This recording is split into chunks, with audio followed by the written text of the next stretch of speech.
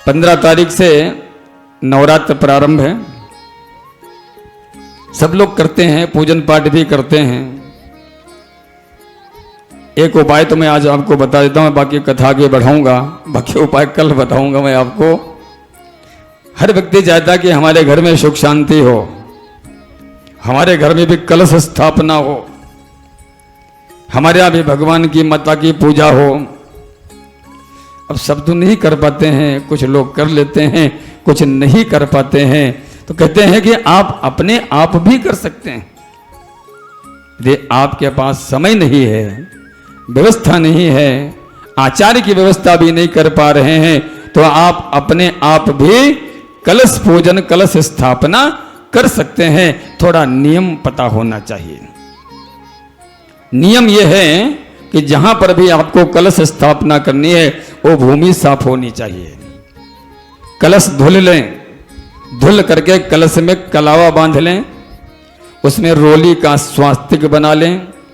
स्वास्तिक बना करके जहां पर कलश स्थापना करनी है वहां नीचे थोड़ा मिट्टी या रेता, जौ वगैरह डाल करके फिर उस पर पहले खाली कलश रखें, फिर उसमें गंगा जल डालें।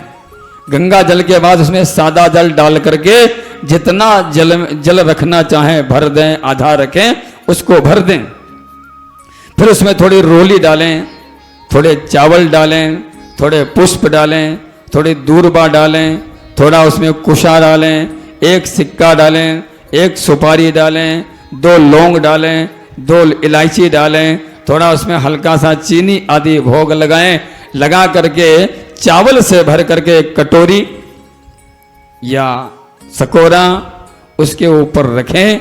फिर नारियल लें, नारियल को या तो लाल कपड़े में लपेटें या कलावा लपेट करके अथवा चुन्नी लपेट करके आम के पत्ते लगा करके नारियल को कलश पे स्थापित करें।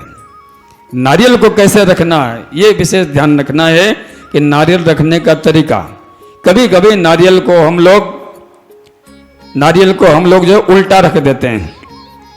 नारियल सीधा रखना है। और कैसे रखना है मैं अभी आपको नारियल को बताता हूं।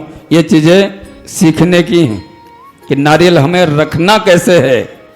नारियल कभी कभी उल्टा हो जाए तो उसका परिणाम भी उल्टा ही हो जाता है। जैसे आपके पास ये नारियल है, वे नारियल है, नारियल का ये सीधा तरफ ये है, ये जो है ये नारियल सीधा है। तो या तो कलश पे आपको नारियल ऐसे रखना है, समझ गए, और या नारियल पे अगर ऐसे ना है तो अपनी तरफ करके ऐसे रखना है। ये जो नोक है पतली वाली ये अपनी तरफ होनी चाहिए, तब वो नारियल जो है सुस्त माना जाता है, यानी अच्छा माना जाता है कि हमारी तरफ रखा हुआ है।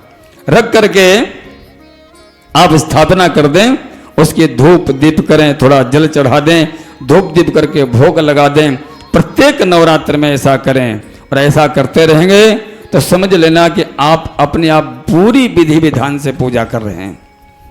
नमाण मंत्र का जाप करें, ओम ऐं ह्रीं क्लीं चामुंडायै विच्चे। गलत नहीं बोलना इसको। ये देवी भागवत का मूल मंत्र है, ये 9 देवियों का मंत्र है। ओम ऐं ह्रीं क्लीं चामुंडायै विच्चे। इस मंत्र का यथाशक्ति जाप करें, जितना कर सकते हैं। और जाप करना हो तो लाल चंदन की माला, लाल चंदन की माला से जाप करें। और जाप करते समय ये जो अंगुली है इसको न लगाएं, ऐसे जाप करें।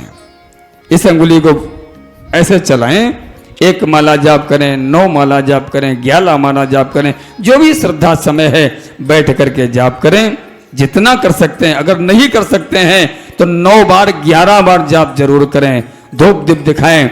और अष्टमी अथवा नवमी को उसकी आरती करके पूजा करके ध्यान करें कि हे गणेश जी महाराज, लक्ष्मी माँ, कुबेर जी, माता दुर्गा जी हमारे घर में विराजमान रहो।